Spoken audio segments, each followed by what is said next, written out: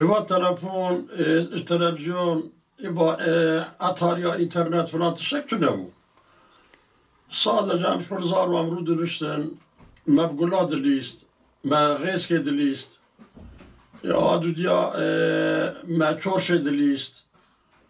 Tuş bir şey on ya bu zamanı medava tuşana tünebun. İro vazar yani va internetana va telefonana var berguye vanıp şevuru. Hatta rad kevinci xevna xude beva tuşana dilizin. حتى روكي مرياكي النابي وينابم وي عطاريك بكربو ام تبج نمي دركت الجامعة بيش بد مشيا مدسي غدا سربيوي مرحبا لك مغو خدا قبول بك غو خدا اشترازي به مغو وا عطاريا زارو كتفكري غو اري ولا غو مفكري اي مغو قالو عجبا تزاني غني بيا تشخاصا هي واه فجنخي غوش بو چي غني ياو ایمو بنا افا زارو که بچوک 7 سالی 10 سالی کش بشه ورود ورادنه وانا گراد کبی وانا کش خون آوان ده نه خدا تی بیراوان نه پیغمبر تی بیراوان نه خوارن تی بیراوان 24 ساعت نه خوش خماوان ناکه یا گو والله گو من زانی وانی گونه گو مادا وانی گو والله از خاپات کم خدا جه راضی به انا چو رحمت رحمه خدا لیبه چو خاپات کر گو والله گو اگ مزانی با گونه مش اول ده ندکر ای روزی توالید در زارو که می والله این 3 سالینه 2 سالینه ام تلفوری ام تکنون ناکن امش دستی وان نکان بقاتینن یاو دیگری خود عرضه داده چرویه نه ام زان رونه نه دنگی مدهره نه ام کان شیلته که لی بکن ام نکانه ببه یا ویا گونه یا ویا خیر او تساتو نه آد زمانی مده پرخوش بو رند بو حتی ایجا ام بو 15-16 سالی زانه ام تورگیج بو ام رو دنشتن مشهوره مسیح خوش که دلیست ما سیگاوی ما داوید ام جارد جمع رو دنشتن ما خالا خواده دکر خالا آخرت دکر افتشتا هبود نامد الحمدلله یه هر کی که داره وانی به و پر خرابه به چونکه زارو که ایرو زارو 3 سالی 4 سالی اگر چند بین وان ده قید به حتی عمر وان به هفته و 8 او تشتاش بیرا واناره چونکه آنا از جارات شدمیش دمم از 3 سالی بوم تشتی که هات پیش عفی مکهاتنه کرن و در باز بونه تو آناش بربه میناک ایرو عین اب تشتاته بکرن ادما که انسان یک وقت زارو به حفظ وان تمیزه مینا صایفه که تمیز دو چلی قید بکه او تشتاش کسلک لسیلمیش نابه ایجا خود تعالی متن محافظه بکه گره هر کس زارو که خو مخاطبن و تلفونانا و اوانا بإنترنت هذا بر ندن قبل ما 7 سالي بو مشغولة بأوي دليست شروكا مروكا ما دليست ما قان دايقين دليست ما بأوا دليست تورشة دليست يعني فتشتي ما وركنو واكنو وهوالو ما فردي ما يفاري ما شيرو دليست ما درفيانا من او ذكر ما او داو باشكي جور قيش دلو ما دليست بشافي هيفروني ما هوال بفرم درفيان ودور عمري بو حيش نهوا كانوا جنب باج المش قرعاني جنب قوجام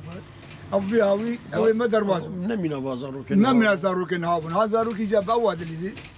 فيت كده اود بتشقاد اللي انترنت بالتليفون لا تشكيني خوش والله هي مرا بير حضور زيد يعني ما تجي فيها وي ما فهم لك قرجع تنور كده فيها يعني زمان بري ده خوش بو ها زمان بر خوش فيها والله هي بر خوش بخمر وش داود اللي يعني حتى إذا أنا مجانا يبالي أوردني شيفروكا يمية ديام المرة بقول مرسلة لا يا أبوه كده بالتلفون على الزين هذه المساجد اللي شايف كنا تشكي وش ما تشتي وقت حيانا يعني حياة رابي برا مرزع حياة توم جالس أنا قايل مسكت نيوري إنترنت جسك إنترنت على رمزيون Onlar da oynuyoruz. Mahalleye geliyoruz, misket oynuyoruz. misket bittiğinde eve gidiyoruz. İnternete gidiyorduk. İnternet gözümüze alıyordu, derslerimizi şey yapıyordu, engelliyordu. Onun için bize internete gidiyoruz, mahallemizde misket arkadaşlarımızla oynuyoruz. İnternete gitseniz beynimizi çalıştırmaz. Okulumuz iyi olmaz, derslerimiz kötü olur. Bir de dışarıdan çıkınca misket oynarız, okul çıkışı havalar serin olduğu için kötü olduğunda çıkmayız. Yağmur olduğunda misket oynarız, kayarız, içeriz.